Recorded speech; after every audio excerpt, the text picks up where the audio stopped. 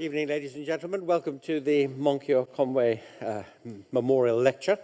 These lectures have been going on since 1910, with not many interruptions. There were a couple during the Second World War, although in fact there were occasions on which lectures were held here. You'd be very pleased to know that during the course of one of them, a bombing raid occurred, and a local church nearby was bombed, but not Conway Hall. Well, it's been a series of lectures by some amazingly distinguished people in the past. Bertrand Russell, A.J. Ayer, you name them really, they've been here and lectured here. So these walls have heard some interesting things. And we have the very, very great pleasure tonight indeed to have my good friend, Lawrence Krauss, very distinguished physicist, a great communicator about physics, somebody who's done very important work in physics. You will know, those of you who have done your homework on Lawrence or have been avid readers of his for some time, that he was one of the theoreticians who spotted that there might be dark matter and energy in the universe. And then some folks later on went and made the observations and got the Nobel Prize for it, but they wouldn't have got it if it hadn't been for Lawrence. And Lawrence is still active, still working, still busy in physics itself, but also busy as an activist. At the moment, he's trying to bring down Donald Trump before Donald Trump gets up.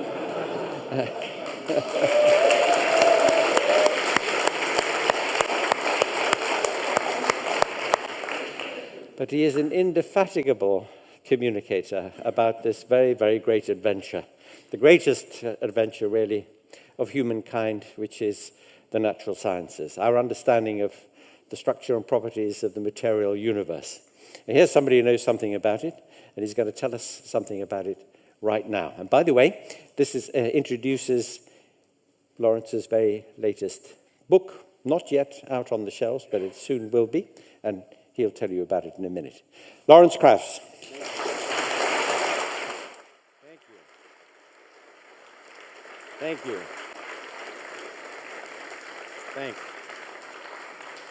It is a pleasure to be back here, and it's an honor to be doing this lecture. It indeed has had a distinguished history.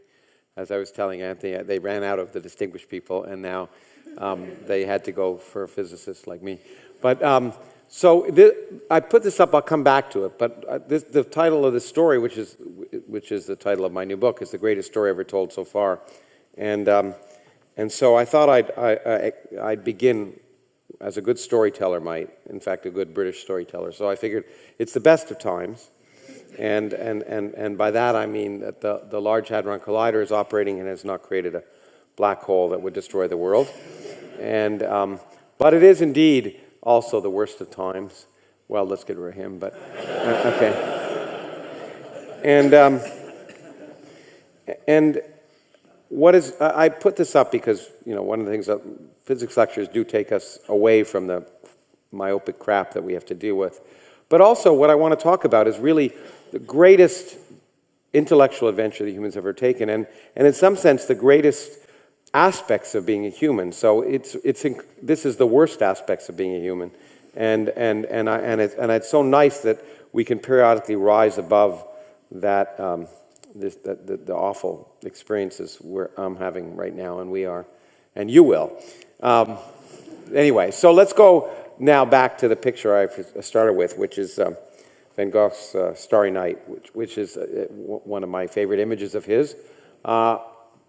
When I look at this, I wonder what he was thinking when he painted it, because did he really see this image? Picasso was famously said that he painted what he saw, and obviously lied. But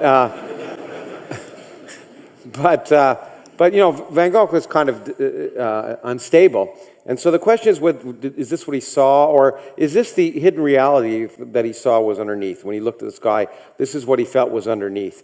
It's that hidden reality, which is the title of this lecture, that is interesting to me, because we're hardwired to want there to be more to the universe than we can see. And science has certainly provided fodder for that. The science has discovered a world that many aspects of the world we can't see, some of which I'll talk about. It's also been responsible for religion. But it's this notion that there really is that there's a tip of a cosmic iceberg that we're somehow seeing. And the question I have is, what if this is what he really saw? Okay? What if the world was an illusion? What if the world we really see now is an illusion? And that's the subject I want to talk about, because it really is. The world we see is an illusion. And a better example of that is this image, which I'll come back to, which is icicles on a window, which you may, again, get cold enough someday here to have, although not if Donald Trump has anything to do with it. But so they're beautiful, and it's interesting to look at this pattern on a window. But when you do, you notice that the crystals are in all different directions. There's nothing particularly special about them. But ask yourself, what if you lived on one of these ice crystals? What if you lived on this one right here? What if you're a physicist living on this ice crystal? What would the world seem like to you? Well, it would be obvious, first of all, there's one direction that's very special. That direction there. And the laws of nature would be very different in that direction than they would be perpendicular to that line. And so the science, certainly the experience you'd have, is that it was natural, ingrained, that a very central property of your existence was the fact that this direction was special. And religions would be based on that somehow that direction was ordained by God and designed so that you could live in the world in which you're living. And the point is, this is an illusion. And it's an illusion we can see because we're outside of that system. Wouldn't it be amazing if scientists on that crystal could somehow divine that the real world was quite different than the world they see? And that's the story I want to tell you about, the revolution that's really taken place over the last century in our fundamental understanding of the universe, of matter and energy on its smallest scales, that has revealed this illusion that we have, but also revealed that things that we hold dear, including our very existence, are an accident. That the illusion of design, among other things, as you'll see, is an accident. So that's where I want to go, and that's a story I want to tell, and I do think it's the greatest intellectual journey that humans have ever taken. And it saddens me that it's not more well understood, and I'm very happy to have written the last book about it, because many people think of the 20th century revolutions that have taken place, Einstein and quantum mechanics, but there's actually a period much more recently where, in fact, I think in the far future, when people look back, they'll say the most revolutionary period of the 20th century was not 1905, was not in the 1920s, but actually was much later. But that isn't well known, and I want to relate it to you now. Okay. This is our universe, as seen in a rather grainy image right now. But this is the deep Hubble Deep Field image, and we already know that a lot of my last book, in some sense, was about the fact that this image, in some sense, on the larger scales, is sort of an illusion. That the important stuff is not the stuff we see, but the stuff we can't see, and that really dominates the universe. And in fact, I've lectured in this very hall, about that subject. But I want to go back to say, well, when we look at this universe, it inspires us to think about what caused all this. And I go back, and it's not just because my friend Anthony Grayling introduced me that I want to begin with philosophy. But as many of you know, I'm a great lover of philosophy. And I begin with this fellow. And whenever I ask who this is, and I'm not going to do this because I don't want to embarrass you. Everyone always says Aristotle, and it isn't. Okay, it's Plato. And for me, Plato was profoundly important because I was forced to read him when I was in high school. I grew up in Canada, where they educate you, and so I read Plato's Republic, and there was a part of the Republic which has stayed with me ever since, the allegory of the cave, and so I went back to my high school book and I found a drawing from it, which is this. So Plato argued that we are, in fact, reality is not what we see. what we see is a shadow of reality. And he used this example of a cave. He likened humans to being individuals in a cave, chained to a cave, so they could only see the walls of the cave.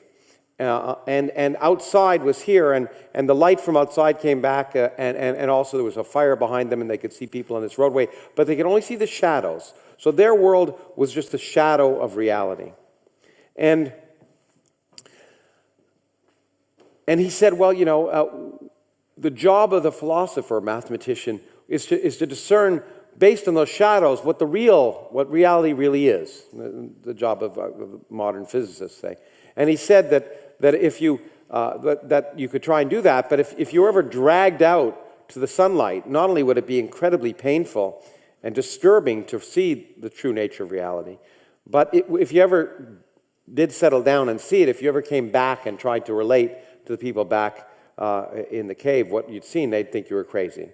And as a physicist, I'm familiar with that feeling, because the esoteric nature of particle physics is so far removed from human experience that many people just give up, but also say it just, you know, what's the point, or it doesn't make sense. And so, but the other image, by the way, which is interesting, this is dated. It dates me because this book is from the late 1950s, and so you notice that the people that are bound here on the wall, these scantily clad women in bikinis, which I think is although I understand actually.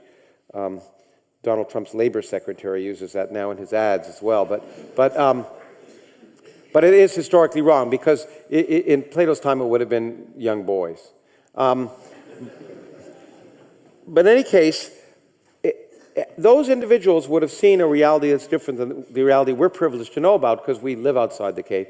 But we can imagine some of the misrepresentations about reality they may have had. And one of them is this. There'd be no idea of length. We know what length is. Things have fixed length, and we're familiar with that here. But in the cave, length would have no meaning to them, because they might see the shadow of a plastic ruler, say, that behind them, where the light could go through them. And sometimes the day would look like that, and sometimes the day would look like that. And they'd say, well, clearly objects change their length randomly. And then, if there was a sufficiently intuitive and thoughtful philosopher, that person might say, you know what? Actually, we're seeing the shadows of reality.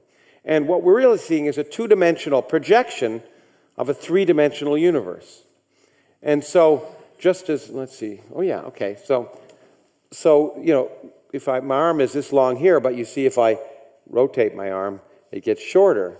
And if you couldn't see that, I'll just show you with this here. So if we look from above here, if I have a ruler that's parallel to the wall, the shadow of the ruler is that long, but of course if I rotate the ruler in this extra dimension, then the projection of the shadow on the wall becomes smaller. So if the philosopher, mathematician, scientist eventually was smart enough to realize this, they'd say, really there is such a concept of length. But the real world is three-dimensional, and we're only seeing a two-dimensional projection. And so length has physical meaning.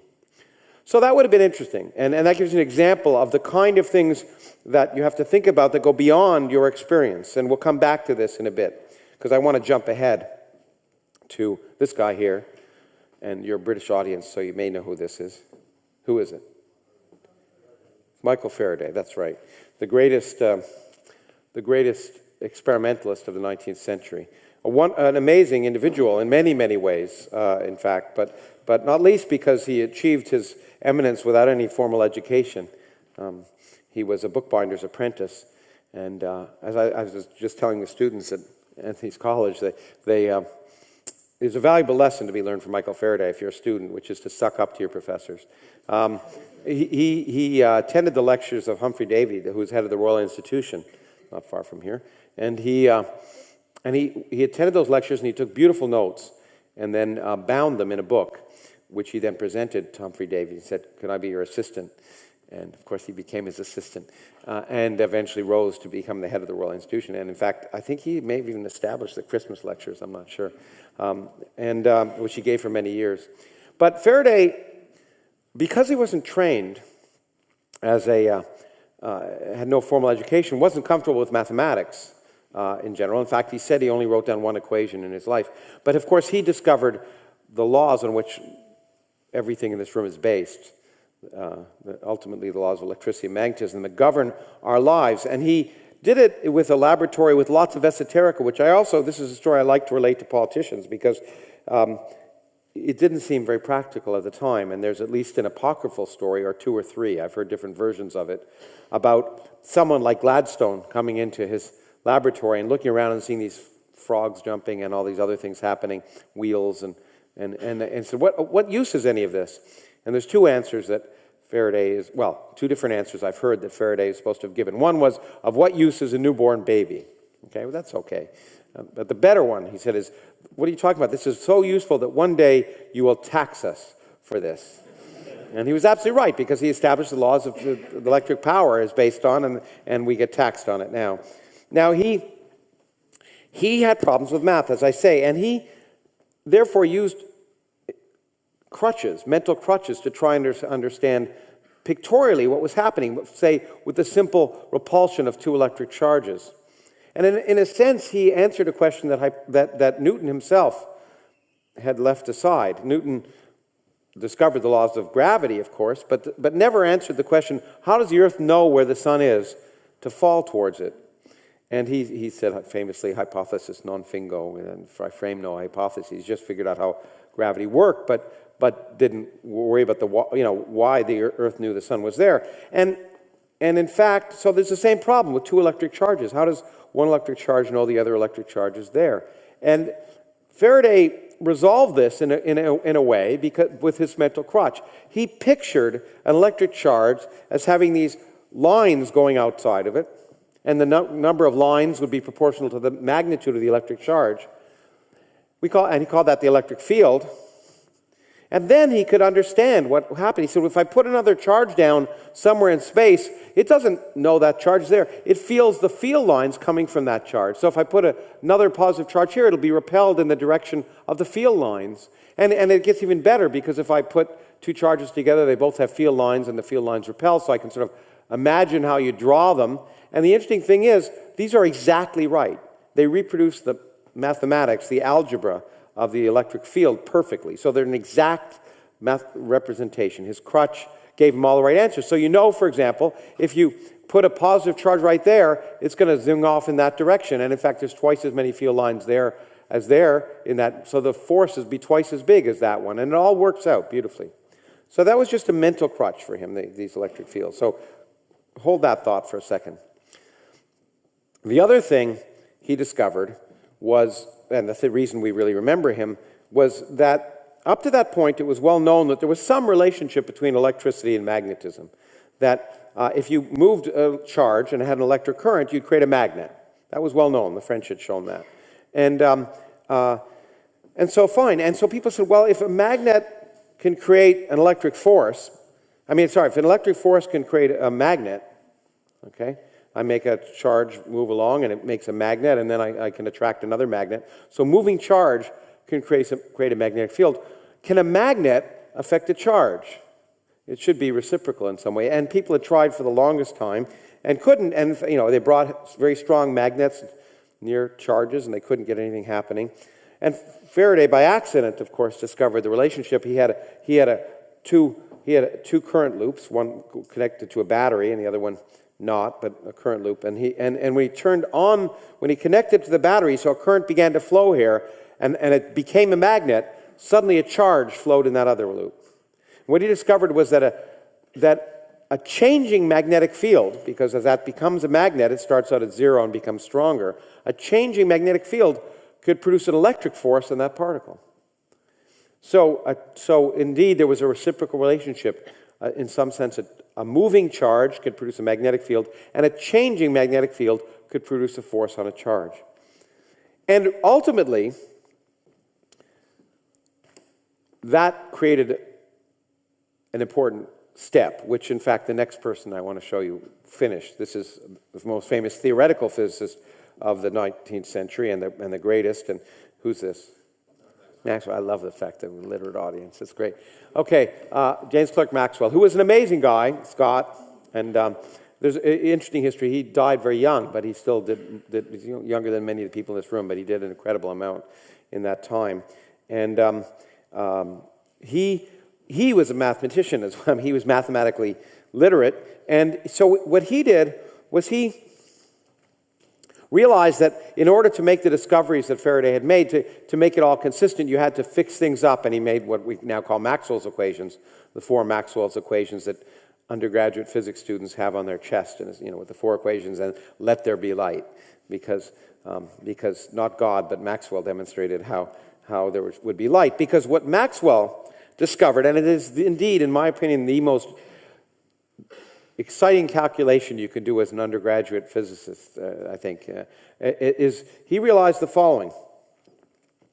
If I take a charge and shake it, okay, then what's happening? Well, I'm having a current first I have a current, so I'm producing a magnetic field here, but the current is changing. So the magnetic field I'm producing here is changing. But if I change a magnetic field, this changing magnetic field is going to produce an electric field here, which is changing. But that changing electric field here is going to produce a magnetic field there is changing, which is going to produce an electric field here, changing all the way. And you're going to get a disturbance that travels out. And the amazing thing is, by measuring the strength of the force between 2 electric charges in the laboratory, and then by measuring the force between 2 magnets in the laboratory, measuring those 2 fundamental constants of nature, he could calculate what the speed of that disturbance would be, and lo and behold, when you do that calculation, you discover it's the speed of light that was measured to the speed of light. Thereby answering the question, what was light, which had been around since before Newton, and discovering that light was a wave of electric and magnetic fields. And that was amazing, because electric and magnetic fields were an intellectual crutch that Faraday had developed in his mind because he couldn't do the math.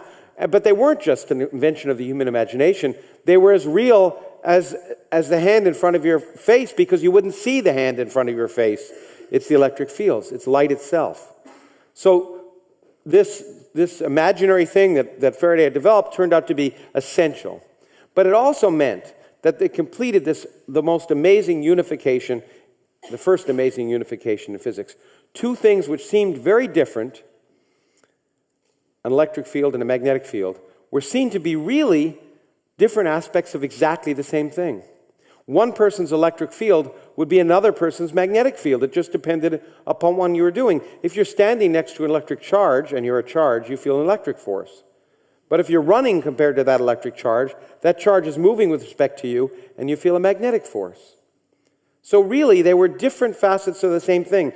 And that is the hallmark of progress in science, when disparate parts of our universe are seen to be reflections of the same thing. Just like for Plato's people, that in fact different length objects were really seen to be different reflections of the same thing. That's the hallmark of progress, and that's what you generally look for and understand as being real development. So that beautiful development of Maxwell's completed the great unification, the first great unification of physics. That was in the 19th century. And then we now move to the 20th century. Oh, I just have a picture of the electromagnetic field, but let's skip that because there it is. But we will skip it eventually when this thing starts. There we go. This guy, well, you all know who that is. I don't have to ask. Okay, you've all heard of him. But it's interesting. He is a paradigm for people, and he affects many of us in many ways. In my case, every day I get about 5 emails from people who tell me the following. Everyone says I'm crazy, they say. But everyone said Einstein was crazy. Therefore, and then they say, and now this is the real kicker, because this is when I know to press delete. They say everything you think you know is wrong. All of modern physics is wrong. And just like Einstein, I can show you that it's all wrong, because that's what Einstein did. He showed it's all wrong. But what they demonstrate is a profound misunderstanding of science. Scientific revolutions do not do away with what went before them. In fact, what survives the test of experiment will always survive the test of experiment. It will always be, in some sense, true. Newton's laws, simple laws of motion, have been supplanted at scales, small scales by quantum mechanics and large scales by general relativity, but they're absolutely true for the motion of baseballs and cannonballs and cricket balls, to the extent that anyone cares about that. And so what Einstein actually, the brilliance of Einstein was quite the opposite. What Einstein realized is that there were two aspects of reality that had survived the test of experiment that were inconsistent with each other. But he said, well, what was he going to do? He didn't throw them out. What he did was find a way to make them consistent. So what are they? Well, one I've already given you, I've already prepared your minds. That's Maxwell. Maxwell said, if I shake a charge, an electromagnetic wave will go out, and the speed of that wave will be determined by measuring the strength of electricity, the strength of the force of two electric charges in the laboratory, and the strength of magnetism. Okay? So that's there. Now, the other one that was tested by hundreds of years of observation was Galileo. Galileo's great discovery was that Aristotle was wrong yet again. Anthony, I have had this debate because I'm profoundly influenced by the fact that it seems to me Aristotle was almost never right. Well, when it talked about the physical world. But Aristotle did what human experience tells us, with common sense, which is that all objects like to go to rest. You move them, and they stop. So being at rest is of special significance. But what Galileo realized is that's just an accident of our circumstances, because he gave these examples of if you have a ball or you slide on ice, you don't go to rest very much. If I have a ball on a very smooth platform, it'll go for a long way. So things don't naturally go to rest. You can imagine, in fact, that if you get rid of this extraneous thing called friction, that the objects will go on forever. And what he said, which laid the basis for Newton, is that the natural state of motion is to not change its state of motion. Being at rest, you stay at rest. But there's nothing different from being at rest than moving at a constant speed. In fact, the way we frame what he said now is that there's no experiment you can do that will tell you if you're moving at a constant speed or at rest. You all had the experience of being on a subway train here in London and in the station, and for a moment the train on the other side starts moving, and you don't know if you're moving or they're moving. And the answer is you can't do any experiment until you start shaking and you're not moving in a constant speed. Or when you're in an airplane, if the windows are closed and you throw a baseball up or a coin, it comes back down. There's no way you can prove you're moving. Okay, it's just like if you're standing still, like you're doing here, right? Wrong. Okay, we're moving around the sun at 30 kilometers per second right now. 30 kilometers per second. The sun's moving around the galaxy at 200 kilometers per second. But we keep saying we're at rest. That's because it feels like we're at rest. That's because there's no way to tell the difference if we're moving at a constant speed. Okay, those are the two things. There's no experiment that'll tell you whether you're moving or standing still. That's Galileo. Maxwell, shake a charge, moves out of the speed of light, determined by those two fundamental constants in nature. Now, the average person might not see those as being problematic, but Einstein realized they were completely inconsistent. And I can explain this to you. The example that I'm going to present, I first thought of when my daughter was very young. So I will use projectile vomit as the. So let's say I used to drive her in the car when she was young to nursery school, and she didn't like the car very much. And so let's say we're driving along at some slow speed in traffic, say 20 miles an hour, and so someone watches me. I'm traveling 20 miles an hour, and someone on the ground sees the car go by 20 miles an hour, and she's in the back seat, and she projectile vomits and hits the back of my head from the back seat to the front seat, and it goes at 10 miles an hour in the car. So the vomit hits me at 10 miles an hour. But of course, someone on the ground watching that, laughing, sees the car moving at 20 miles an hour and the vomit at 10 miles an hour in the car. Therefore, the vomit is moving with respect to them at 30 miles an hour. What a great audience. Okay, great. Good. No problem. But now let's say my daughter is a 21st century kid, and she's a little laser that she plays with. And so she shoots a laser beam at the back of my head. Okay? Laser beam travels at the speed of light. What does this person on the ground see when laser beam? Well, the car is moving along at 20 miles an hour. The laser is in the car, and the laser is in the car moving at the speed of light. So the person on the ground sees the light ray as traveling at the speed of light plus 20 miles per hour. That makes sense. Okay? The problem is that's inconsistent with Maxwell in a way, because Maxwell says when I shake an electric charge like I do in this laser, a light ray goes out and it travels at the speed of light, and that's determined by the fundamental strength of electricity and the fundamental strength of magnetism. But that's inconsistent with Galileo, because if the person on the ground sees the light ray as being the speed of light plus 20 miles per hour, that must mean in their laboratory the strength of electricity and the strength of magnetism is different. Because Maxwell tells me that the speed of the light ray is determined by the strength of electricity and the strength of magnetism. Therefore, if this person on the ground sees it at a different speed than the person in the car, that person on the ground must make a different measurement in their laboratory for the strength of two fundamental forces. But Galileo says that's not possible because there's no experiment you can do that will tell you the difference of whether you're moving or standing still. So they both can't be right. It doesn't work. And the brilliance of Einstein was to realize, well, they're both right, because they both, for hundreds of years of Galileo and less than 50 years for Maxwell, those things survived the test of experiment. They can't be wrong. I can't throw them out. So what he figured was a very creative way to make Galileo and Maxwell consistent. And that way was to say, well, what is speed? Speed is distance traveled in some time.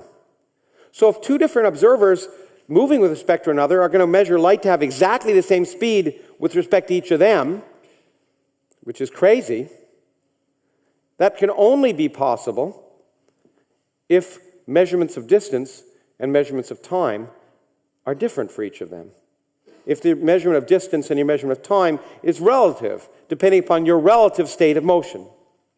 And that was the brilliance of Einstein, that realized that that would bring the two together. And then, of course, there were implications of that, and there are three of them that I can talk about here. One of them is that, indeed, if I'm moving in a car with respect to you with this pointer, the length of the pointer, which may be 8 centimeters or something like that, for you, that object will be, if I'm moving fast enough, say 4 centimeters. And people think this is sort of some illusion. You think it's 4 centimeters, but it's really 8 centimeters. But it isn't really 8 centimeters. For me, it's really 8 centimeters. But for you, it is really 4 centimeters. It is both. Because there's no experiment you can perform that'll tell you it isn't 4 centimeters. And therefore, if you think about it, and this is really important for Einstein, what we think of as reality is operational. It's what we measure. And if every measurement we make is consistent with something, that's what it is. There's no independent meaning of length except what we measure. So, it's 4 centimeters for you, it's 8 centimeters for me. It's even worse, because your ruler, which you hold up, will be 8 centimeters for you, and it'll be 4 centimeters for me. It's reciprocal. But it's true. And both people are true, are correct. The other thing is that simultaneity changes, that two events that happen at the same time for me in different locations will happen at different times for you, which is one event will happen before the other for you, even though they happened at the same time for me. And again, we're both right. And that may cause problems for some of you with cause and effect, but I'm not going to deal with it here. You can ask for that in the question period. It turns out it's no problem. The last one is the one that science fiction writers use so much, and that is that my clock ticks more slowly than yours if I'm moving with respect to you.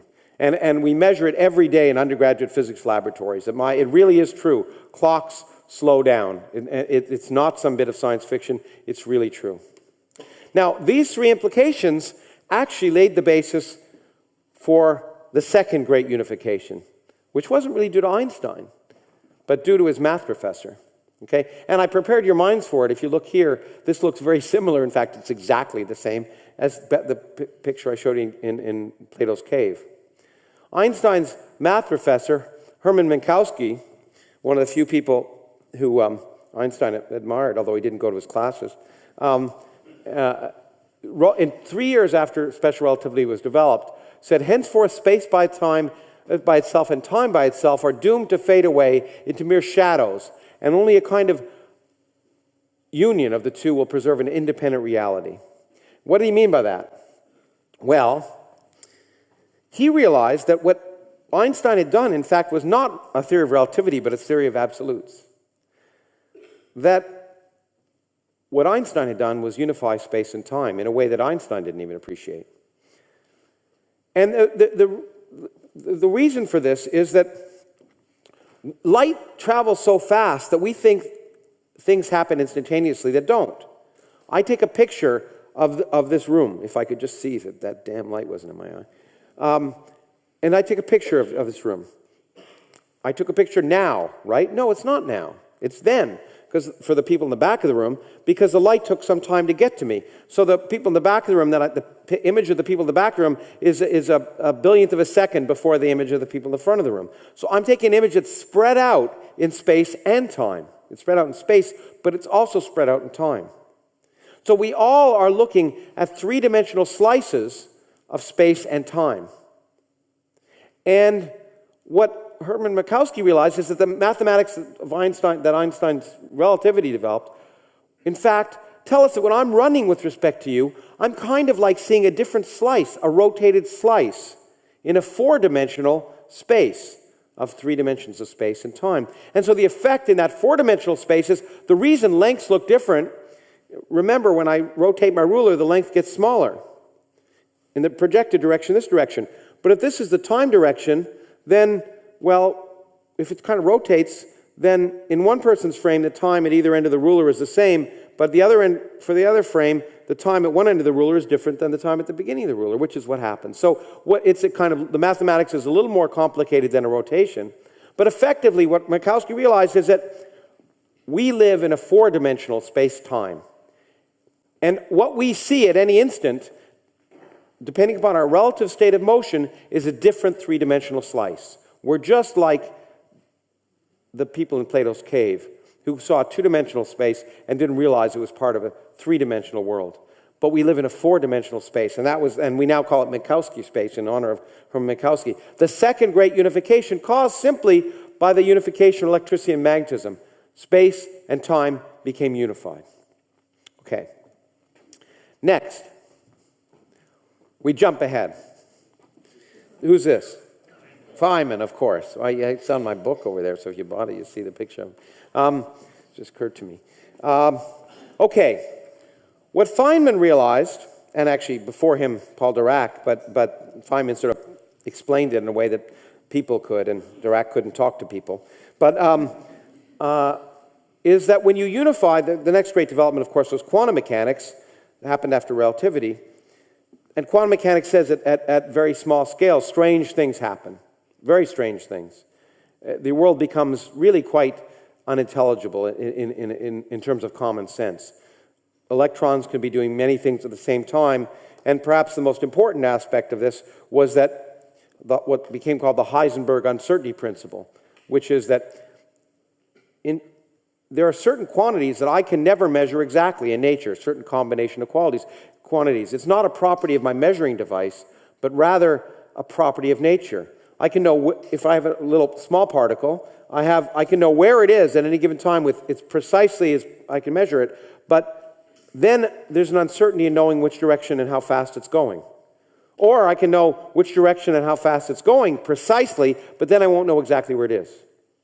The net effect of Heisenberg uncertainty principle is I'd like to say that the laws of physics on small scales are the same as corporate America or in Washington, and actually in this administration they're exactly the same.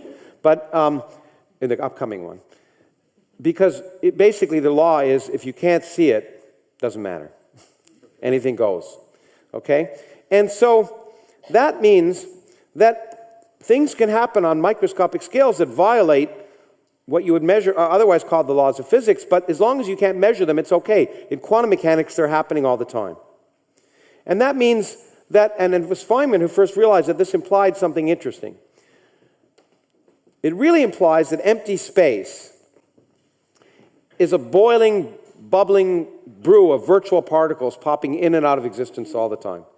I mean, particles can't pop in and out of existence in a classical world because they violate energy. You create mass where there wasn't any mass. But you see, as long as they disappear very quickly, Heisenberg says it's fine. And that's happening. And in fact, this is actually an actual calculation of the space inside of a proton. This was shown at the Nobel Prize ceremonies. I was there, actually, and it was the people who allowed that calculation to be performed. And most of the properties of the proton are determined not by the fact, as we teach high school kids, that there are 3 quarks in a proton. That's irrelevant.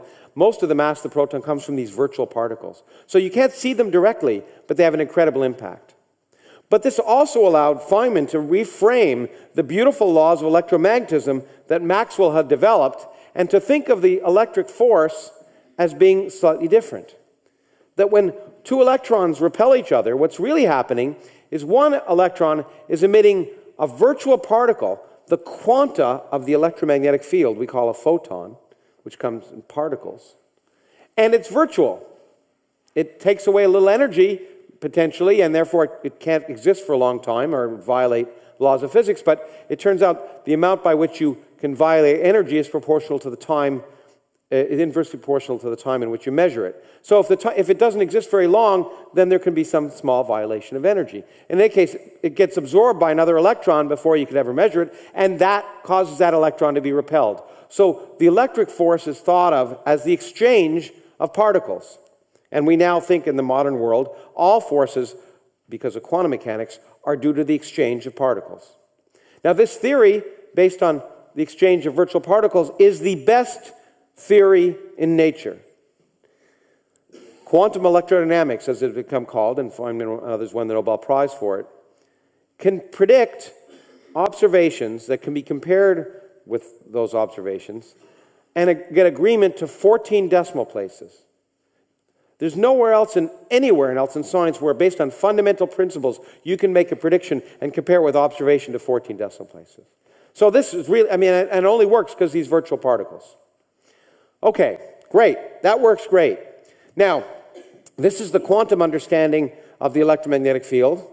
And Einstein got hung up for a long time in his life trying to unify gravity and electromagnetism. And that's because he got out of touch with physics.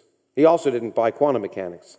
So he's really out of touch with physics. And that's why he didn't make any progress for that later part of his life. And the real reason he got out of touch with physics is that it turns out that that electricity and magnetism are not, and gravity are not the only forces in nature. So why bother just trying to unify them? Because we discovered there's another force in nature. And that force produces something that's amazing.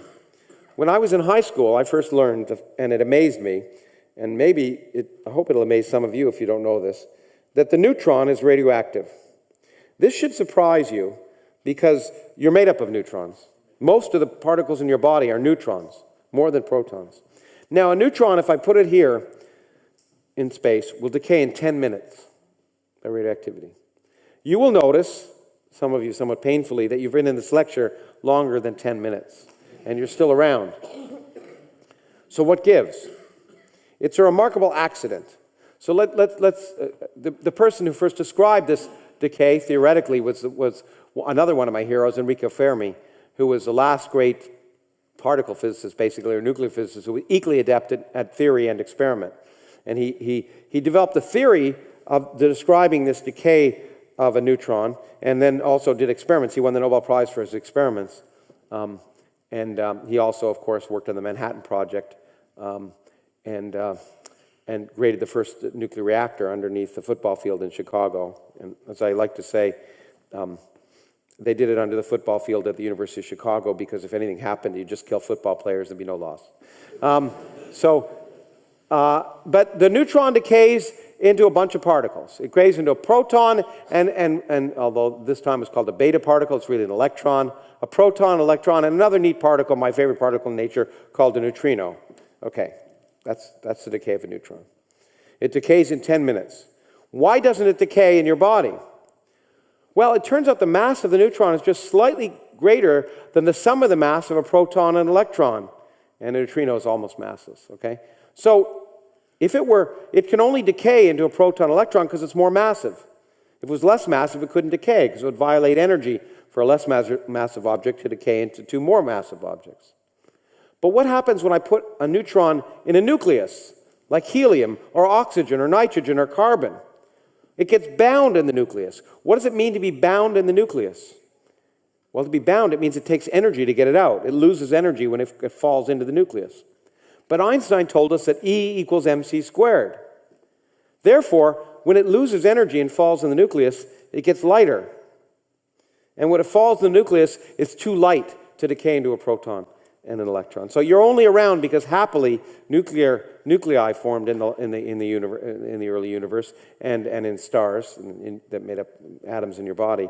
And so it's an amazing fact that it's just the fact that the difference in mass between a neutron and a proton and electron is less than 0.1% of the mass of the neutron. And therefore, when you drop it into a nucleus, it's stable.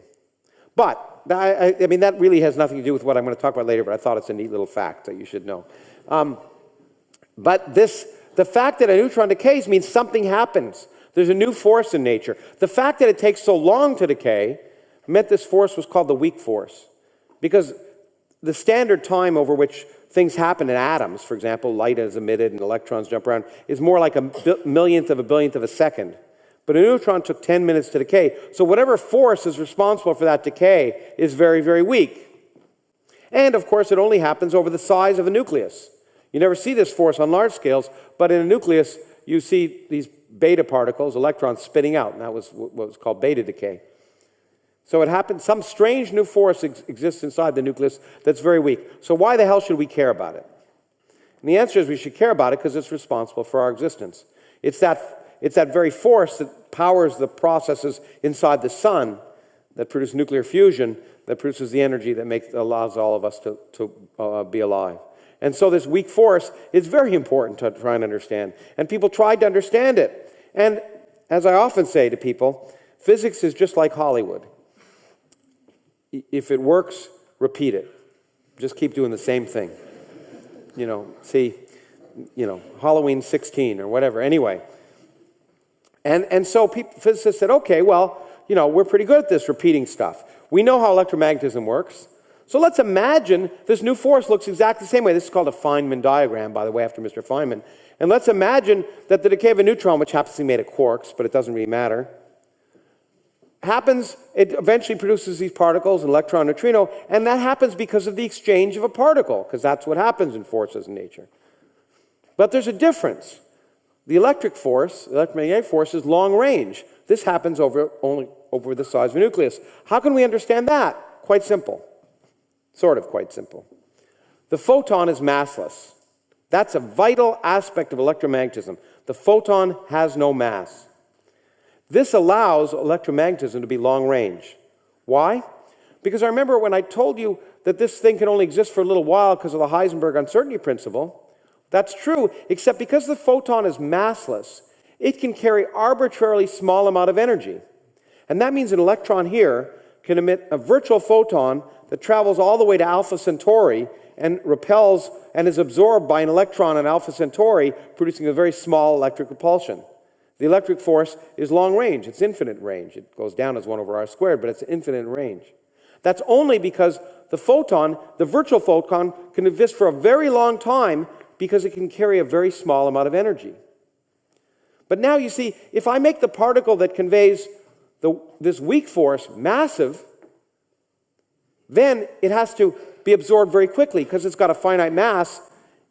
It always carries non-zero energy away, and therefore it has to be absorbed very quickly by the Heisenberg uncertainty principle or it will violate energy conservation. So all I have to do is to make a theory that looks exactly like this theory, but make this particle massive and everything works. Except it doesn't. Because the problem is the mathematics, the beautiful mathematics that makes this photon massless, the symmetries of electromagnetism, the beautiful Maxwell's equations, tell you in quantum mechanics that you can do wonderful calculations. When you make the particle massive and you do the same quantum mechanical calculations, you come up with infinity. And physicists don't like infinity because it's crazy. So I just want to have a slight digression because mathematicians love infinity. And I know Bertrand Russell gave a lecture here, and I'm feeling his I'm channeling him. So I want to at least give a chance for the mathematician. So I want to talk about another. David Hilbert did not give, as far as I know, a Conway lecture, but he was really the greatest mathematician of the turn of the century, the last century. And he gave an example to show you how crazy infinity is. And I want to just give it to you to show you part of the reason physicists don't like infinity, because you can do anything with infinity. The example he gave was, we call Hilbert's Hotel. Actually, he called it Hilbert's Hotel. And it was quite simple. Imagine an infinitely big hotel. Say you go to Las Vegas. And you have an infinitely big hotel that holds an infinite number of people. And I can represent this hotel simply as a number line here. And I number the rooms, 1, 2, 3, 4, 5, 6, all the way to infinity. Okay? Now, I go into the hotel and I say, can I check in? And he says, well, all the rooms are full. So you say, okay, I'll leave. And he goes, no, I can accommodate you. And you say, how? And he says, well, it's quite simple. I move the person from room number 1 into room number 2, the person from room number 2 into room number 3, and so on and so on and so on, and now room number 1's empty. No problem. Okay, well, that may not bother you so much. But let's say you have an infinitely big family, a Catholic family, and you bring them into the thing, and you say, I want me and my infinite number of children to come in.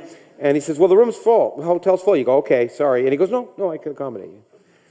How? So I move the person from room number 1 into room number 2, the person from room number 2 into room number 4, the person from room number 3 into room number 6, and then only the even numbers are occupied.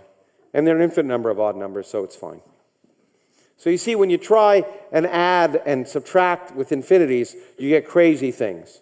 And even crazier things, which I won't show you, which, as I was actually telling students the other day, were responsible for string theory. But the point is that mathematics, if you have infinities in physical calculations, you get results that are crazy.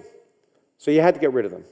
And clearly, the standard theory that made this, which should have worked, doesn't work.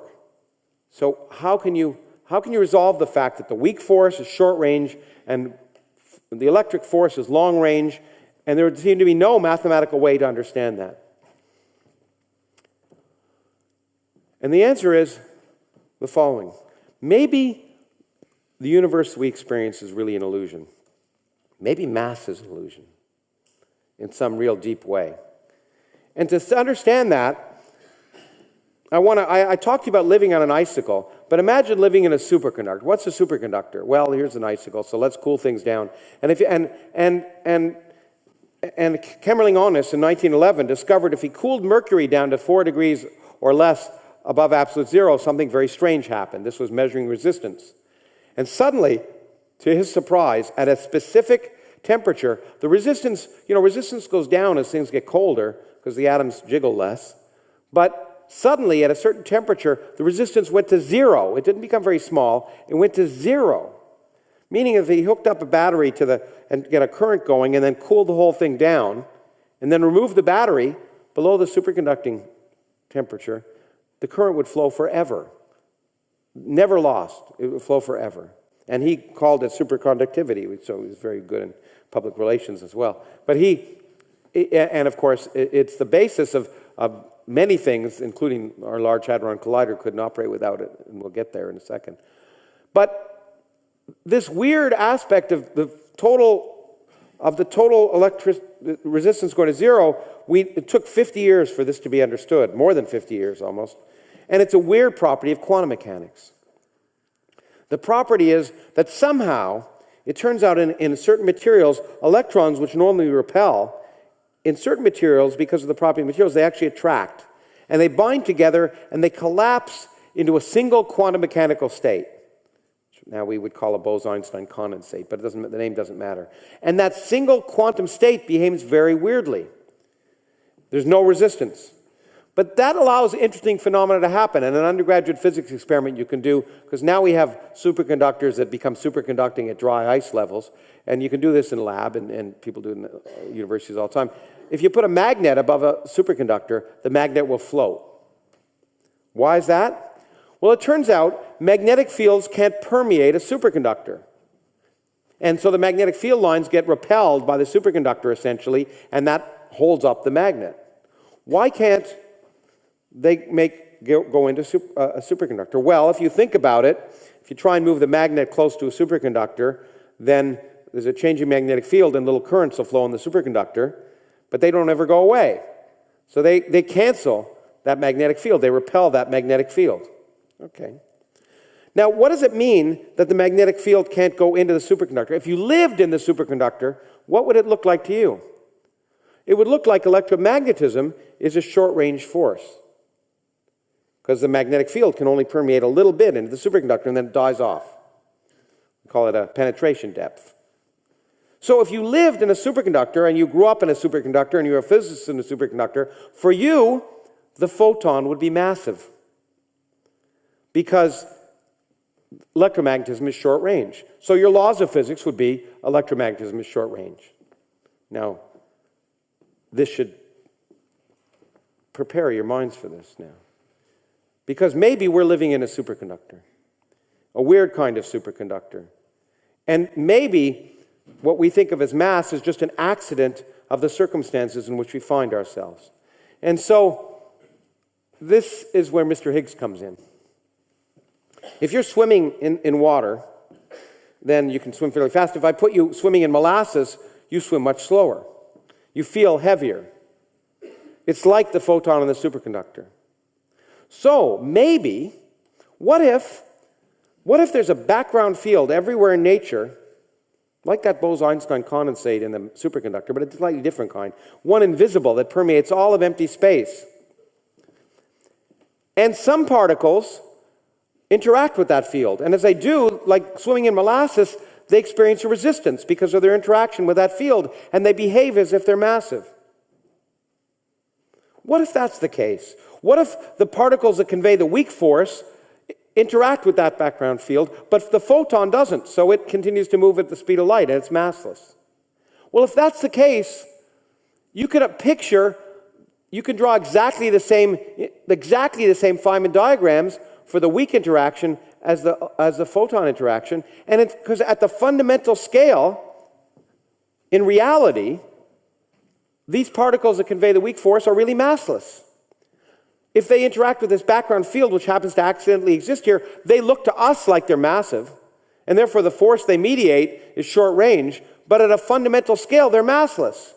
And if at a fundamental scale they're massless, the mathematics is identical to that of electromagnetism. And if the mathematics is identical to electromagnetism, the infinities go away. And more importantly, I can actually do calculations and I can compare them with observations to get exactly the right answer. And more importantly, I can then understand, in fact, that I can unify these, and in fact, they're all different aspects of the same force. Electricity and magnetism and the weak force are really fundamentally the same. They just appear differently to us because we have this accident that there's a background field that somehow distinguishes between the W and Z's, as they're called, the particles that mediate the weak force, and the photon. It's an accident of our circumstances, but in fundamental reality, it's not that way at all. And if there wasn't that accidental field that somehow came into existence in our superconductor, the world would be very different. In fact, it would be so different we wouldn't be here. Because if these didn't have mass, it turns out we can say the same thing for all particles in nature, the particles that have mass. Electrons, protons, quarks, they're also interacting with this field, and the ones that behave as if they're heavier just are interacting more strongly. The ones that are lighter are interacting less strongly. So if that field wasn't there, all the particles that make us up wouldn't have mass. If there was no mass, there'd be no people, there'd be no planets, there'd be no galaxies, there'd be no anything. Our very existence comes from that accident. Well, that's an amazing hypothesis, and in fact, it was put in firmer form by a bunch of people who went on to win the Nobel Prize for their work, putting the mathematics down dramatically. And then it turned out the very same ideas of symmetry that led to the weak electromagnetic interaction were then applied to the strong interaction, and these guys won the Nobel Prize for the strong interaction. And this is amazing, because this all happened in the 1960s and 70s. In 1960, we understood one force in nature, electromagnetism, as a quantum force. By 1975, we understood completely, in agreement with every experiment that we could perform, and exactly 3 of the 4 forces in nature. It was the biggest revolution in our understanding of the universe, and no one's ever heard of it. But suddenly, we had done the next great unification of physics. First, electricity and magnetism, then space and time, and then unification of two of the three forces in nature. And of course, it didn't take a rocket scientist to think that maybe all the forces in nature are unified. And physicists began to think about something called grand unification, and they became more obnoxious than they were before because they thought they could explain everything. And of course, these ideas have been interesting, but they take us to a realm of the universe that we haven't been able to explore experimentally yet. So the three forces, one type of symmetry for all of them, every observation explained, hubris in the extreme, we're going to do everything, and we haven't yet. But the point is, we have gone to such a great leap because suddenly, in 15 years, our picture of reality changed completely. The universe we see is an illusion. Except all of this so far is just a story. It's not science yet. It's like religion. Because, after all, what have we posited? We've posited an invisible field everywhere that exists throughout the universe that we can't see, that is responsible for our existence. Does that sound familiar? If it isn't the Bible, it's Star Wars. Okay? So that's not good enough. That's just a story. And what's really nice, and what makes it physics, is if it's going to be physics, we have to test it. We have to be able to probe and see if that story is right. And we have to be willing to be completely wrong. And I have to say, I was sure the picture was completely wrong. Because this invisible field just seemed too slimy to me. I was convinced that the nature would have a better way of doing this. But there's a way to try and see if it's right. Spank the vacuum. Sadomasochism. Let's go. Spank it hard. You have to. Because in modern physics, if there's a field, there's always a particle associated with that field. And so therefore, if you dump enough energy into a single point in empty space and slam empty space with that energy, you should kick out real particles if there's a field there. If there's a Higgs field, you should kick out real particles that we call Higgs particles. So, very simply, how can you spank the vacuum? You build a big machine. You build the Large Hadron Collider. The most complicated machine humans have ever built. 26 kilometers around. If you go to the airport in Geneva and fly in, you'll just see farmland, but underneath that farmland is this 26-kilometer long ring, about 100 meters underground in most places, under the Jura Mountains here. This is the French-Swiss border, and we accelerate protons at 99.999995% the speed of light. In that direction, we accelerate another beam of photons at 99.999995% the speed of light in that direction. They go around thousands of times a second between France and Switzerland without passports, and they just zoom around, and every now and then we focus that energy into single points in a few places, and we build the detectors that can look for those events. And of course, this is one such event that was predicted. And on July 4th, 2012, we celebrated. Some of us didn't celebrate. I was really disappointed because nature wasn't as ingenious as I figured, because it was just so simple. Okay? We discovered 50-ish events that looked like a Higgs. They kind of walked like a Higgs and quacked like a Higgs. So it turns out since then we've discovered much more. They are Higgs. Every aspect of this particle discovered is exactly the same as we predicted. It is amazing. And that tells us that there really is this invisible field throughout all of nature that's responsible for our existence. This accident, as the universe cooled down, this field froze, just like an icicle on a window. And before I get to the implications of that, which are profound and miserable at the same time, I want to point out that I really think that this story is humanity at its best. At its very best, over centuries, theorists were using the ideas they could do, and the most beautiful ideas you could come up with, and building this picture, this incredible house of cards. And the great thing about it is it could have all fallen apart. It wasn't just that it was an elegant and interesting story, but it could have been wrong. And it wasn't. But then the experimentalists built these machines, and I would say that they are like the Gothic cathedrals of the 21st century. The Gothic cathedrals took over a century to build by thousands of artisans from many countries, speaking many languages, there to sort of celebrate the glory of God. The Large Hadron Collider was built by 10,000 physicists and operated by 10,000 physicists from over 100 countries. It took over 20 years to build, speaking dozens of languages, different religions, building machines that are the most complicated machines. This is one of the machines where the particles collide, and this is another one. This is a small one, the compact muon solenoid. I have a better picture of it because I'm in it. Yeah, there we go. And this machine has, by the way, this detector, single detector, has more iron than is in the Eiffel Tower. And comes in two parts. Right here, there you can go down because it wasn't operating. There's another one here about 10 meters away, the other half of it. The magnetic field is so strong in these detectors that even though they're not on wheels, if the magnetic field was turned on, those 10,000-ton pieces of iron would slam together. Incredibly intense magnetic fields produced by over 5 tons of liquid helium, which cools superconducting magnets, thousands of them located among that tunnel, and the tunnel itself has to have a vacuum that's smaller than the vacuum of space, fewer particles than if you go to the International Space Station, outside of the International Space Station. And it all has to fit together with micron accuracy and incredible difficulty of measuring each second at the Large Hadron Collider. Enough data is generated to fill more than 1,000 1-terabyte hard drives every second. That's more than the information in all the world's libraries. And somehow we had to figure out ways to use computers that could sift that information to look at this signal.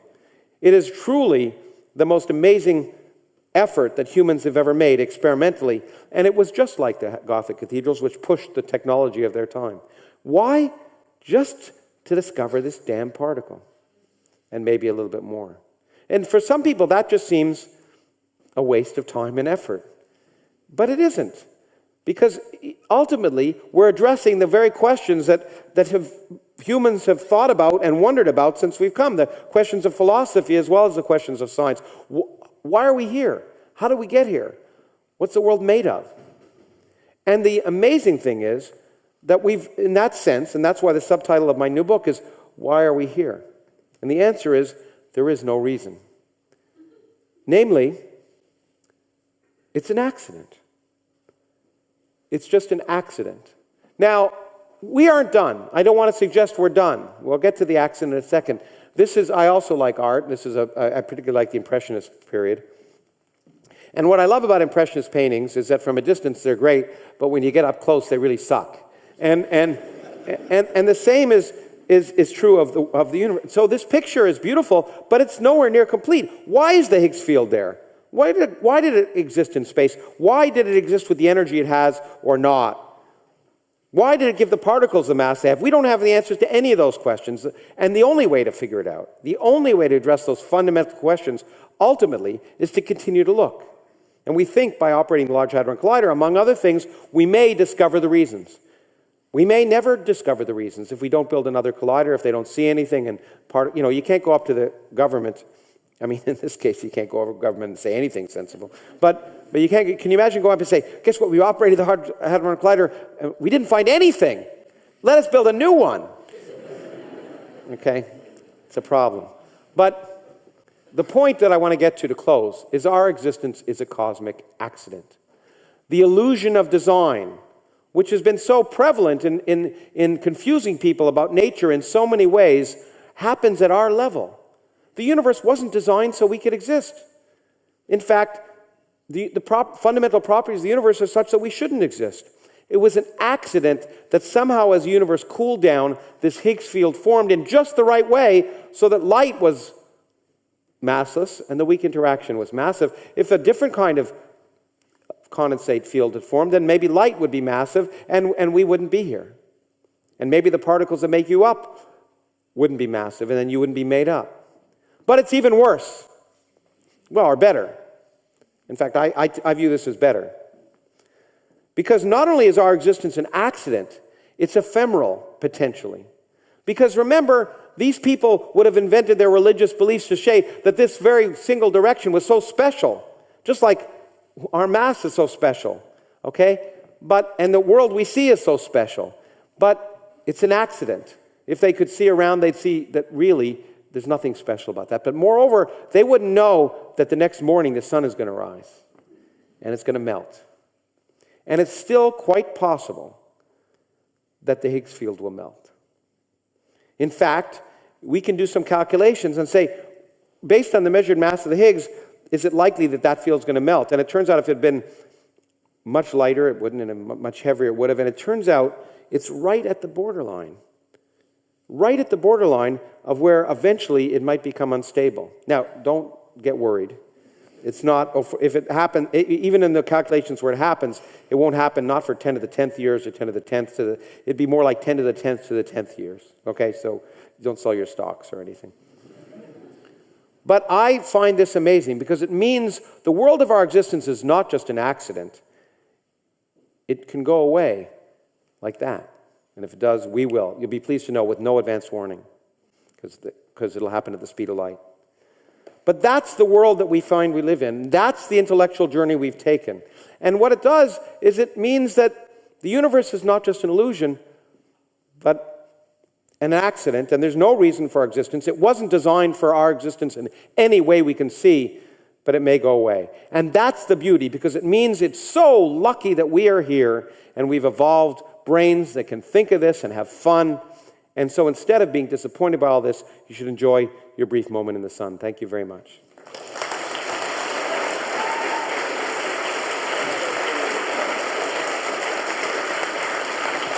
Whew.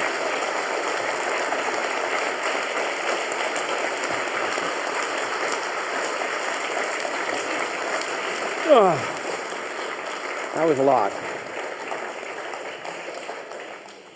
Well, thank you very much indeed, Lawrence. Thanks. Yeah, I need some water. Well, people are organizing their thoughts, getting their questions ready. Dizzy. So to ask you. Okay.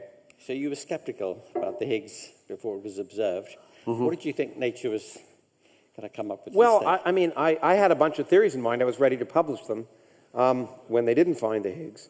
And in fact, I was planning to publish them just before they didn't find the Higgs, but they found it before I could publish them. Probably just as well. For some people, extra publications are a good thing, but in general, I like publications that actually correspond to reality, which doesn't happen very often, I should say. But I thought that this Higgs field was probably that the picture obviously was partly right, because all the calculations of the electroweak theory worked. But somehow this imaginary Higgs field, this fundamental field that froze, just seemed too simple. I thought really nature would find something more complicated that would effectively act like what we see as a Higgs field, but something that really was much more interesting than just this scalar field that somehow condenses. It just didn't seem like I thought that, it's really ad hoc. Shelley Glashow, the physicist, used to call the Higgs the toilet of physics, because it's where all things happen you don't like to talk about. and it just seems very ad hoc, and it still does, in a sense. We don't know why this single scalar field would work. So I was really shocked. But the other thing that came, which is people don't appreciate, and even many of my colleagues, I found this many times in my life when I've written papers after the fact. Theorists like to think about things, but you tend not to take things seriously until the experiment's actually performed. And it's true, I predicted dark matter, but dark energy, but I didn't believe it until they discovered it. But more importantly, there are many papers I've written about things that I could have written a long time before, but it was only when the experiment was performed that I said, oh, really, this is... And so after the Higgs was discovered, I've written papers, one of which suggests there may be a relationship between the Higgs and dark energy. It's no doubt wrong. It's ugly. But it's amazing that it's even possible. And I would never have thought of that. So theorists need to be guided by experiment. And not just because it tells us how nature really works, but it often provokes our minds. And that's why things like string theory, which are incredibly inventive and creative, are probably, in my mind, not inventive or creative enough, because it's the imagination of nature is so much greater than that of human beings. And we need to look outward. And I'm giving you a long answer, but I'll give it anyway. As I've often say, and I think this is of vital importance, and some people might disagree, but nothing important about the universe is ever discovered by revelation. Every time people have revelations based on internal examinations and not thinking about the outside world at all, it's wrong, I would argue. Okay. You mentioned there that as a result of the discoveries of the Large Hadron Collider, you're starting to think a little bit about whether they might give us some clue about dark energy and dark matter. Well, yeah, absolutely. And I don't know, I'll tell you a joke anyway, because Richard's been on this hall telling this joke. If you've ever read Richard Dawkins' book, one of his books, which he actually talked about the Large Hadron Collider, but there was a misspell. It's called Large Hard-On Collider, which I thought was really, physicists get a hard-on about it. But anyway,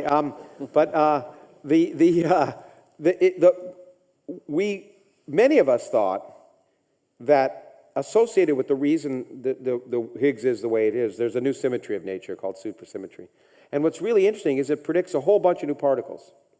Now, why do we care about that? I mean, it's a whole bunch of new particles we haven't seen, so you could say the theory's wrong, but it turns out for every particle in nature, there's a partner called a supersymmetric particle. And so we can say we've discovered half the particles in nature, so it's half full rather than half empty.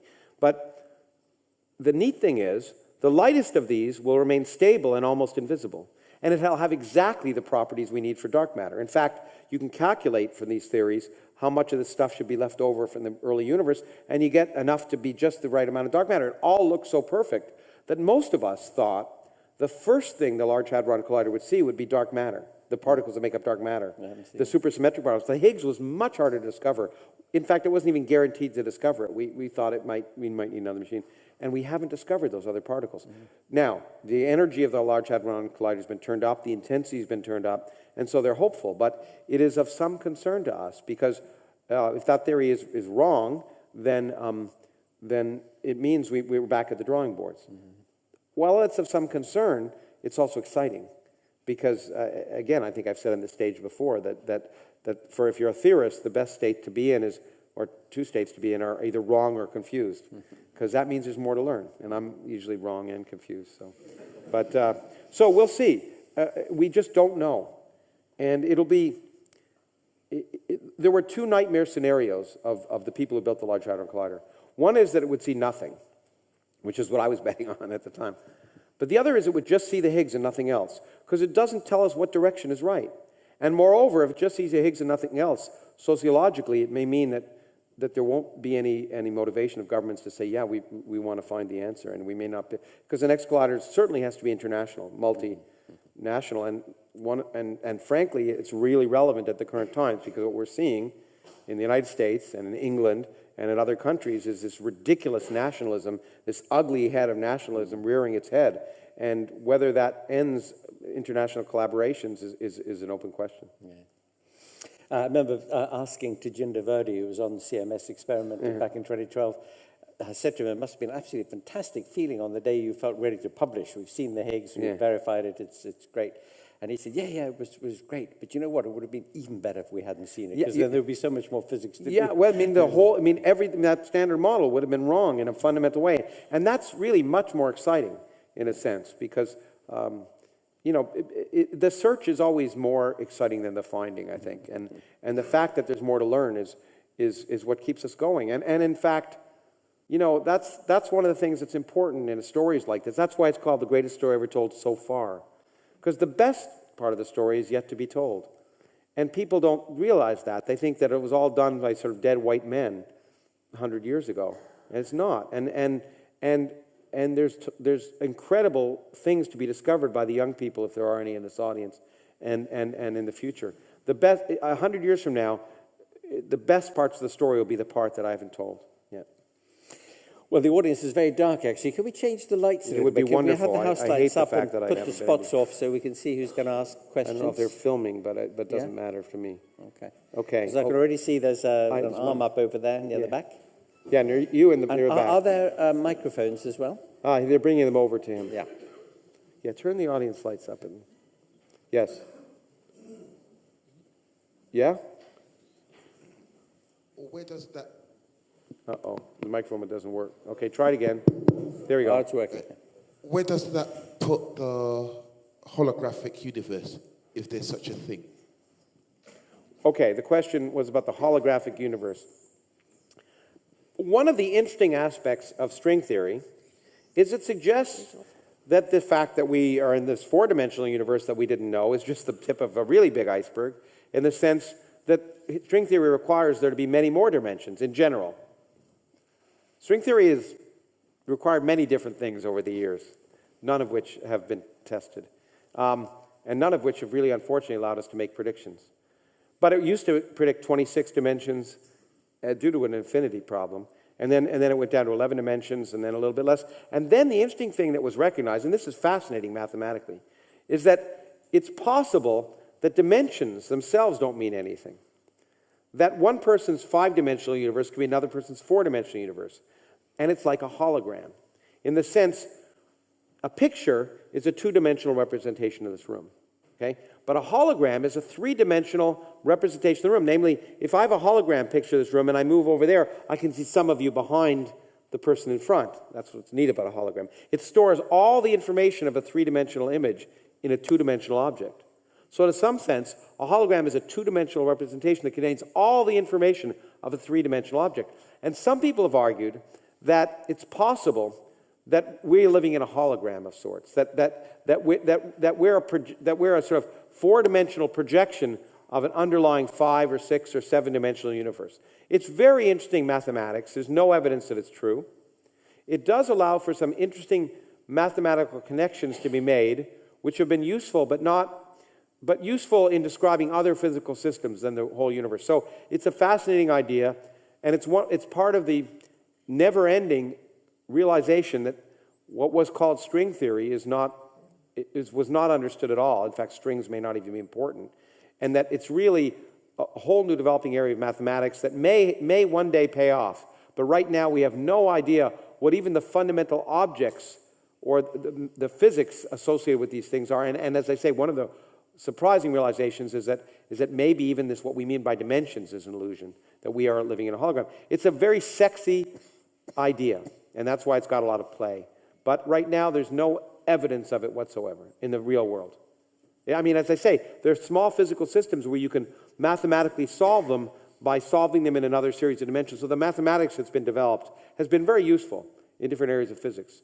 But for describing fundamental reality, it's not yet ready for prime time. Anybody else? You've got a question in the front here? Yeah. Have the mic. Mike from the front. Right in the front row.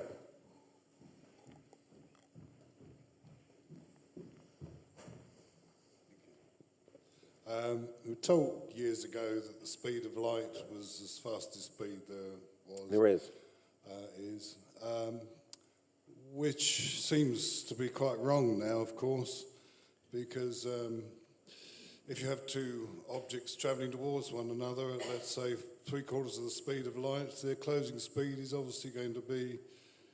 You'd think so, wouldn't you? Yeah. And but it's not the way it works. Well, I'd like No, to... that's what, no, the mathematics, special relativity is full of these catch-22s, where if two objects can be traveling towards each other at 99% the speed of light, and each of them will see each other, and the light is traveling, everything traveling less than the speed of light. But I want to be on your side here for a second, especially before you start arguing with me. That is that we lied to you when we told you things can't travel faster than the speed of light. You have to be like a lawyer and parse it a little more carefully. Nothing can travel through space faster than light. But it turns out space can do whatever the hell it wants. And in fact, in our universe now, there are objects receding from us faster than light. They're not moving. In fact, they're at rest just like we are. We're at rest in our local surroundings. They're at rest in their local surroundings. But the space between us is expanding faster than light. So they're receding faster than light, and in fact, we'll never see them. So locally, they're standing still. That's what's great about general relativity. You can be moving at the speed of light and be standing still at the same time. And that's confusing, right? Well, yeah, I still don't understand that the collision wouldn't occur at... Well, I mean, it's the mathematics of... The point is that each person... It's a conspiracy of measuring space and time.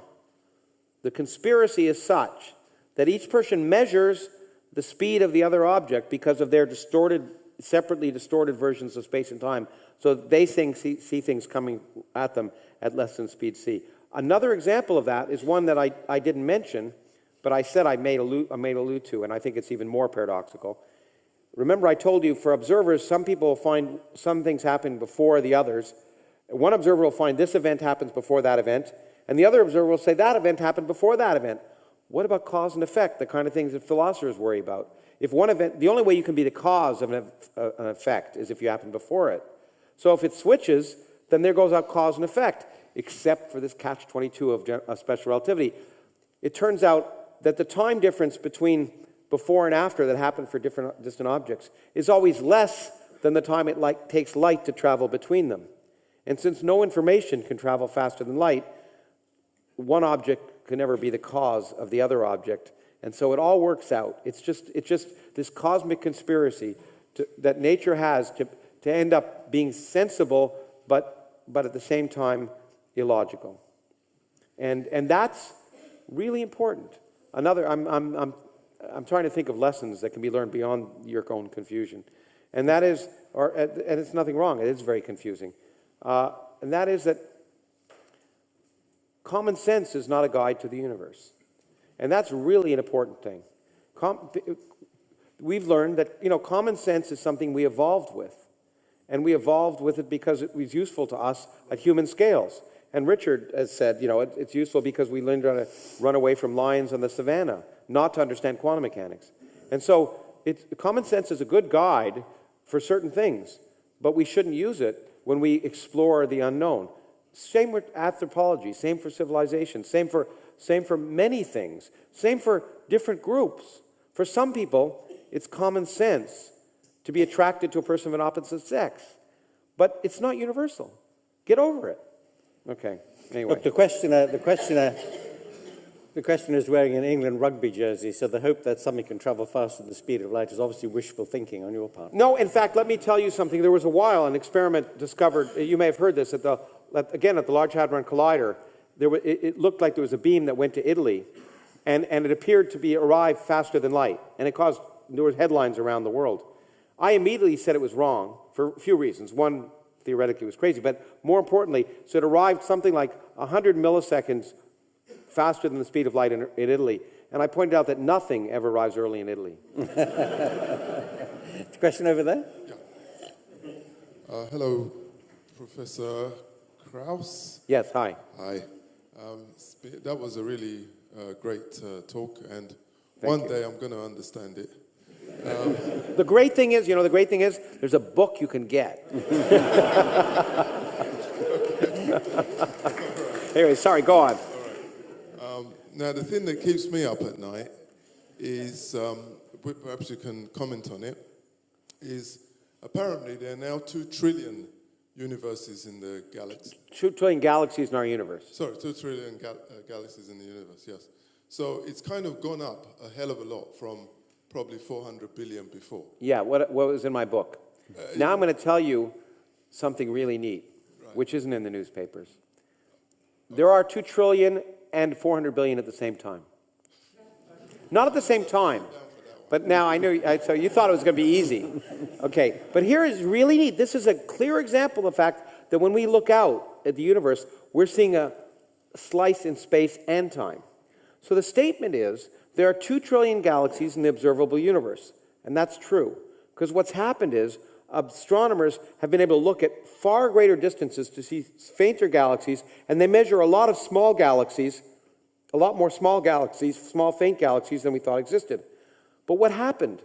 Those small faint galaxies combined together, collided together over time to form the galaxies that exist today. Our Milky Way galaxy is still cannibalizing other small galaxies. So if you look out at the universe, you see 2 trillion galaxies. But that's because you're looking back in time. If you ask how many galaxies exist today, it's more like 400 billion, because all those galaxies, many of those galaxies combine together to form galaxies. But when we look out at the universe, we're not seeing it at a single time. We're seeing it as spread out in time. So we see 2 trillion, but really today, most of those 2 trillion have combined together to form 20 times fewer galaxies. So there you go. So we were right and wrong at the same time, which is always nice. Question down here in the front, on the left. That was a really good question, though. And yours was too. I don't Keep mean your anything hand by up. it. Hey, Lawrence. What are your thoughts on the EM drive, or the M drive, produced by Yeah, NASA? people ask about this all the time. This is using the vacuum to somehow get energy. And NASA's talked about this. And as I was saying to someone else the other day, NASA doesn't know its ass from a hole in the ground when it comes to fundamental physics. I mean, really, it embarrasses me and offends me because NASA's great at engineering and making rockets, and that's what it should be doing. But the point is, you can't mine the vacuum and get energy. Now, it is true that empty space has energy. That was one of the things I proposed and was discovered. Empty space has energy. So why not use it?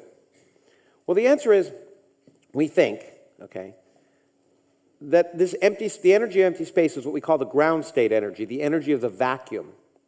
Now, what does that mean? The vacuum in physics is the lowest energy state.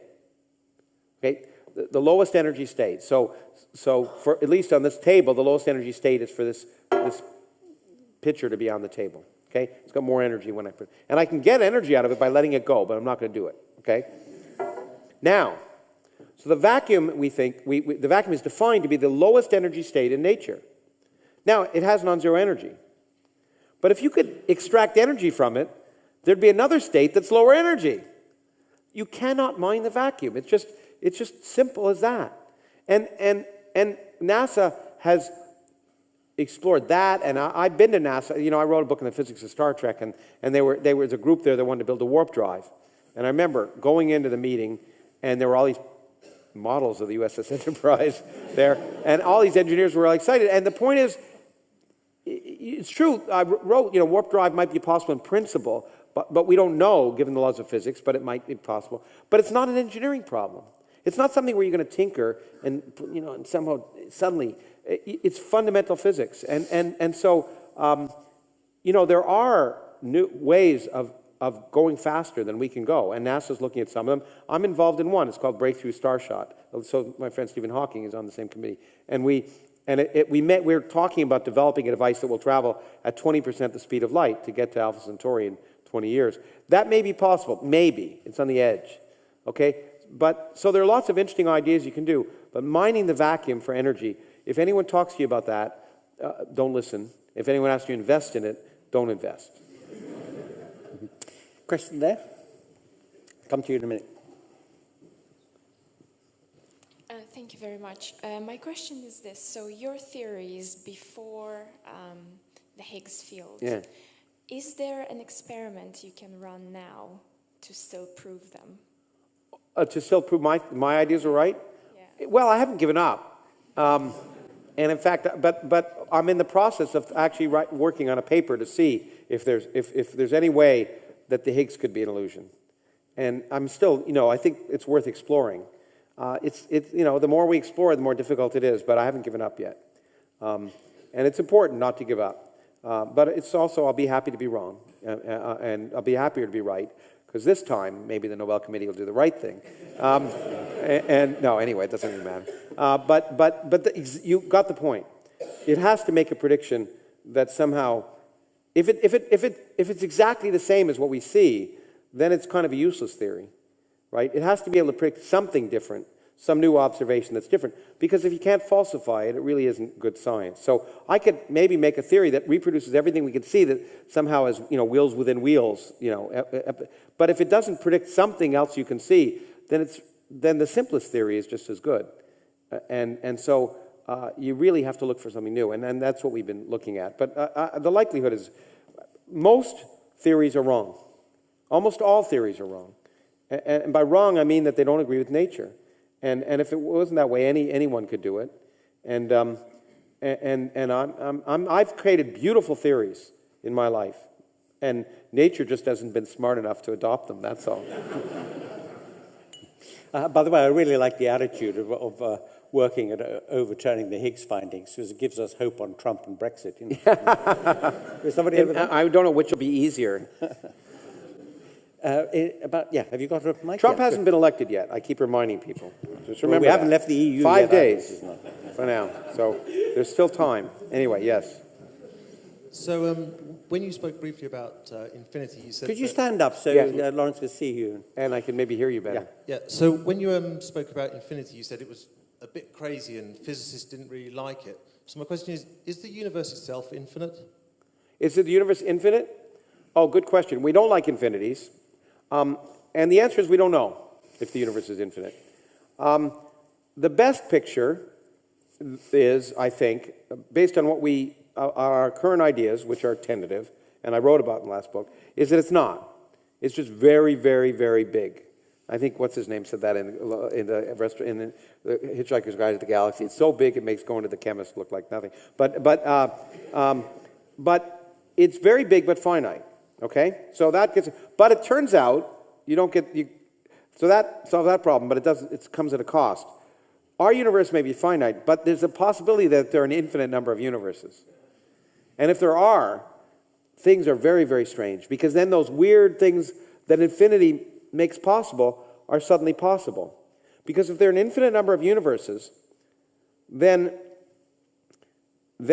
everything is repeated. Or not repeated, but if there are an infinite number of universes, then this lecture is happening, will happen, exactly the same, except a few words will be different, in another universe. But not just once, an infinite number of times. And then there'll be an infinite number of universes in which I'm sitting there and you're up here, and so it's really disgusting. And not that you're up here, I'd be happy, but no, well, I prefer up here, I guess. But so these are problems that physicists are actually dealing with. Because if there are an infinite number of universes, then probabilistic arguments tend to go out the window. But the good news is it's most likely that our universe is finite, if that makes, and that's at least easier for many of us to comprehend. But the universe doesn't really care what we like, and so we'll just have to find out. And there may be ways of testing, as I have talked about in another lecture recently. We may actually be able to test for the existence of other universes, which I didn't think was possible 4 years ago when I wrote A Universe from Nothing. So there's great progress that we may be in the midst of making. It has to do with gravitational waves. I spotted you two guys. You're going to be you with galaxies on your tie, but somebody's got the mic before you, so we'll come to you second. Okay, you'll come next. Okay, we'll do that, and then I guess you. Yeah. Hi. So what are your thoughts on quantum entanglement, and can it be used for transferring information faster than speed of light? Ah, good. And by the way, it's the DNA. I don't think it's galaxies. But Is that anyway, DNA, but anyway, so okay, it looks like quantum mechanics allows information to be transferred faster than light. Once again, a cosmic catch-22. It can't be. So it is true, and this bothered Einstein. One of the many reasons he didn't buy quantum mechanics, because of this spooky action at a distance, as he called it. It is true that I can do what's called entanglement. I can entangle two particles, like two electrons or two photons, create them in a very special quantum mechanical state, and then I can separate them from here to Alpha Centauri.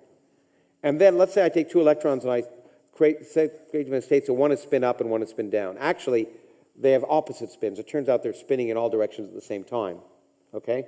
But they're opposite. At the same time, they're spinning in all directions, but they have opposite directions.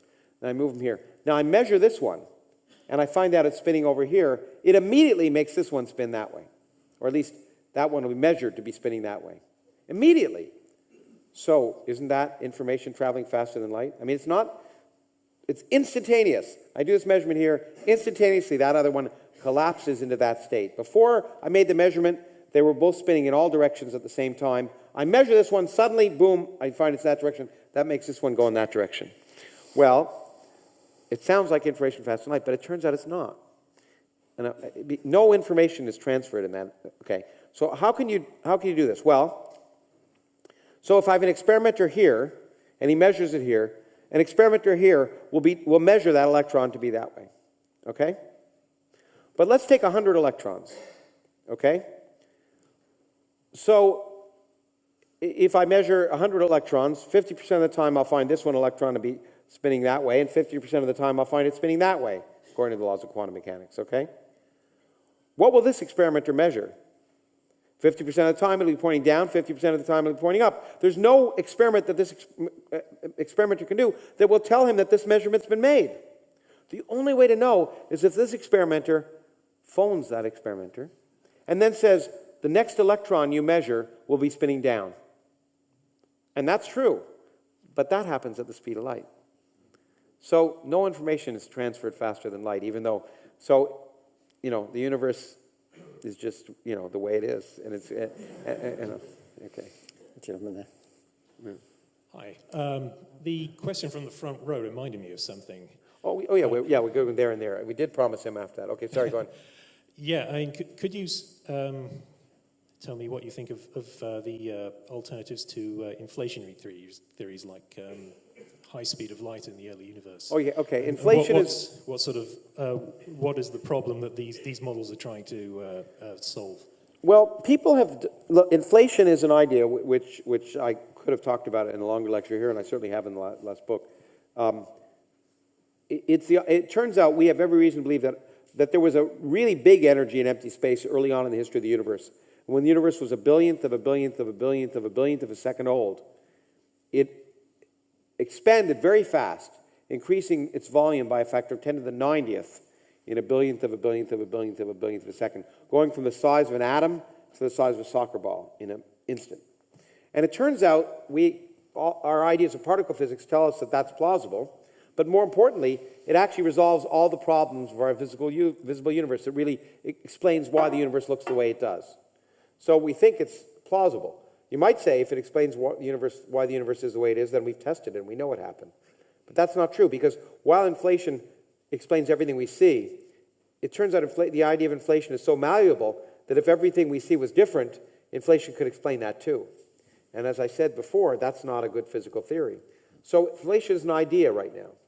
It's the best idea we have. But of course, people are saying, well, it's just an idea. Maybe there are other alternatives. Some of those alternatives are stranger than others. One that's not so strange is that maybe the speed of light changes, and that explains our problem. It turns out it's a really silly idea. I mean, in a sense, not silly, I shouldn't say that. But first of all, we know, well, it's silly because experimentally we can actually test, back to when the universe was far less than a second old, that the speed of light hasn't changed. Okay? So somehow it would only have to change very early on and then stop changing. We can measure to an accuracy of better than 1 part in 100,000 that the speed of light was the same in the early universe that it is now. It's amazing you can do that, but we can do that. But more importantly, there's no theoretical reason why the speed of light should change, because it really would mean the fundamental laws of electromagnetism would have to change, because the speed of light is based on those. And it's much more radical an assumption than inflation, because inflation happens naturally, given essentially the laws of physics we now understand. And so you have to it's far more radical than inflation. In fact, as my friend Frank Wilczek would say, inflation is radically conservative, in the sense that it's pretty well the simplest idea that explains everything we see. And these other ideas are much more Baroque. Does that mean they're wrong? No, but they're much less well-motivated, okay? And they're unnecessary at this point, because the physics that we know of, with very little modification, can explain everything we see. So there isn't really the need for those modifications. Again, that doesn't mean they're not there, but it just means that if you're a betting person, you'd say that they're not necessary, and they're probably not there then. But, you know, the only way is to find out. Yes? I want to ask you, is time real? Or is time real? Or is it just a concept? I think it's real, because we're going to end in a few minutes. and if I look at that clock. And it certainly is real in the sense that you feel differently now than you did an hour and a half ago. And better or worse, I can't say. So it's, you know, time is real. But the point is that people don't ask, is space real? And time and space are tied together by relativity. And even more so by general relativity. So time, in some sense, is as real as space. Now, it is true that perceptions of space and perceptions of time are relative. So in that sense, neither is real, but there is some. But they are the playing field on which things happen. Space and time are the playing field on which events occur. And if that playing field didn't exist, the events wouldn't occur. The characteristics of the events depend upon the nature of the playing field. As I often say, if a cricket stadium were 10 times bigger, it'd be 10 times more boring. And if such a thing is possible. So they are the parameters that we use to describe the universe. They have. So I don't know what when people talk about reality, I don't really know what that means, in the sense that space clearly exists. We measure it to exist. Time clearly exists. We measure it to exist. My watch ticks. And so but it is true that those are facets of our accident of our existence, just like the Higgs field. But I don't think that doesn't make them real. It just means that we have a myopic view. So our experience of time our experience of time through our consciousness may be myopic and artificial. And that may be true. But that's outside my pay grade. I mean, seriously, because when you start talking about consciousness, you're talking about stuff that nobody understands, no matter all those books. Someone once said there's so many books on consciousness because no one understands it. You only need one book on gravity, okay? And so it's, maybe we'll find that out. But those are questions that I don't think that really aren't essential for physicists to worry about, because we use the concepts of space and time to make predictions that work. So I can make a prediction about time, that if I take a gun and shoot you, that something will happen in the future. And that prediction will be accurate. And that's all that science doesn't try to do anything more than that. This is going to have to be the last question, I'm afraid. Have you got the mic? Okay. This gentleman here, stick your hand up so we can see where to bring the mic. Thanks. Interesting stuff. Oh, thank you. Obviously, as you alluded to, there's a lot of people who don't quite get it, probably me included. Oh, well, none of us quite get it. That's what's so fun. Yeah. And a lot of people need education. What can we do to educate people? What? A lot of people need education there. Oh, what do we do to educate people? Well, I wish I had a silver bullet. I mean, I try. I think what we need to do is first excite people. And one of the ways we don't do that, as I say, is we teach physics as if it's done by dead white men 100 years ago or 200 years ago. There are many outstanding problems to be solved. And you can understand those outstanding problems without knowing everything. I mean, you can understand what the problems are. And I was using a quote, which is in one of my books, which is from Louise Bogan, which says something like the greatest part of any mystery is the starting point. And so we can bring people to the starting point so they get excited. But we do that, it seems to me, in a way that's the opposite of the way we educate people, which is because of the accident of history, we tend to treat schools as sources of information, as sources of answers. What they really should be is sources of questions. If you have one of these, you can get a lot of information and misinformation. What we need to do is encourage kids to ask questions and then work with them and be willing to say, I don't know the answer. Parents need to do this. Teachers need to do this, to say, I don't know the answer, but let's see if we can find out the answer. So it's a voyage of discovery. It's not ramming things down people's heads, because that's boring for everyone. And so what we need to do is educate, especially now, is educate children to question, but also, equally important, to learn how to proceed to a logical way to try and get answers. And Anthony's nodding because he'd say that's what philosophy is in some sense. And he's right. But the point is that we particularly need to teach kids how to filter information, because there's lots of stuff here. And you need to know how to tell the wheat from the chaff. And that process is a scientific process, the skeptical process, scientific skepticism, not accepting things on faith, questioning and demanding evidence. So the process of questioning and the process of learning how to the answer, that's what we need to teach in school, and the rest will come, because most of what you learn in life you don't learn in school, and so it's not as if you're going to get all the answers. So that's my little prescription, and I wish, anyway, that's my prescription. Well, I'm 100% with Lawrence on that one. You may know, if you've done your homework on Lawrence, that he's the foundation professor at the University of Arizona, heads up an institute called the Origins Institute, has a very, very modest remit. They're just investigating the origins of the universe and life, so that's... and everything. Life, the universe, and everything. Okay. After the election in the States, in fact, the very next day, I got a message from Lawrence asking for a job over here, but I was busy. I was busy packing to leave because of Brexit. We were going to switch. So all I can say is I'm pretty sure Lawrence is not going to feel that much at home in the US in the next few years if the Electoral College doesn't do what he wants it to do. But at least he's at home in the universe. And thank you very much indeed, thank Lawrence. you. You were really good. Thanks, everybody.